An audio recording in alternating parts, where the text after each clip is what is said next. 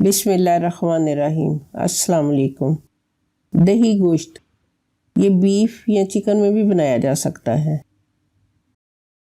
Mutton आधा kilo उबला हुआ, दही 1 पाव या 1 कप, दही खट्टा नहीं होना चाहिए। सुरख मिर्च साबुत 6 अदद, घी या तेल आधा कप, प्याज स्लाइस 1 अदद, अदरक लहसुन का पेस्ट 2 टेबलस्पून, नमक हस्बे जायका या 1 टीस्पून। यखनी के लिए मटन आधा किलो, पानी 4 कप, प्याज 1 अदद काट कर, अदरक का पेस्ट 1 टेबलस्पून, लहसुन 4 जोए, दालचीनी 2 पीस, लौंग 4 अदद, सूखा धनिया साबुत 1 टेबलस्पून, सौंफ 1 टेबलस्पून। एक पैन लेकर इसमें मटन, पानी, प्याज, अदरक लहसुन, दालचीनी, लौंग, सूखा धनिया, सौंफ ये डालकर इसको पकने के लिए रख दें। ये प्रेशर कुकर में भी बनाया जा सकता है।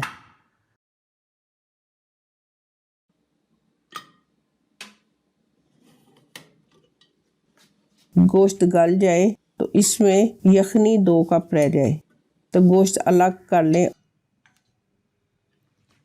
और यखनी छान लें। अब इसका मसाला बनाना है। सूखा धनिया 1 टेबलस्पून, काली मिर्च 1 टीस्पून, सुरख मिर्च साबुत 2 अदद, ज़ीरा 1 टीस्पून। ये सारा पीस कर इसका आधा मसाला पहले हमने इस्तेमाल करना है।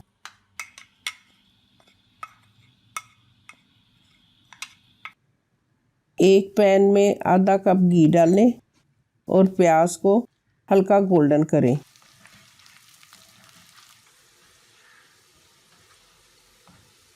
फिर इसमें अदरक लहसुन डाल लें।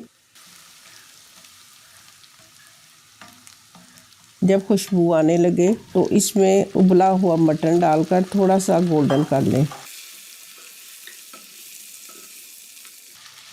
फिर सुरख गोल मिर्च साबुत डालकर भूनें।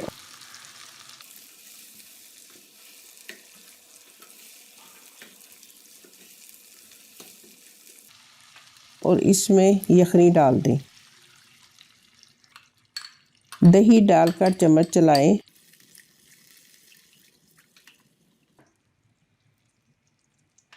और जो मसाला पीस कर रखा था वो थोड़ा सा बचाकर बाकी सारा डाल दें। और हस्बे जायका नमक भी डालना है।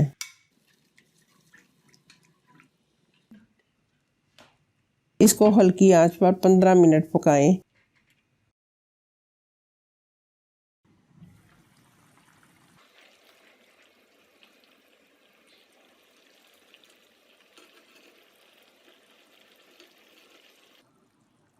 और दम पर बाकी बचा हुआ मसाला डाल दें।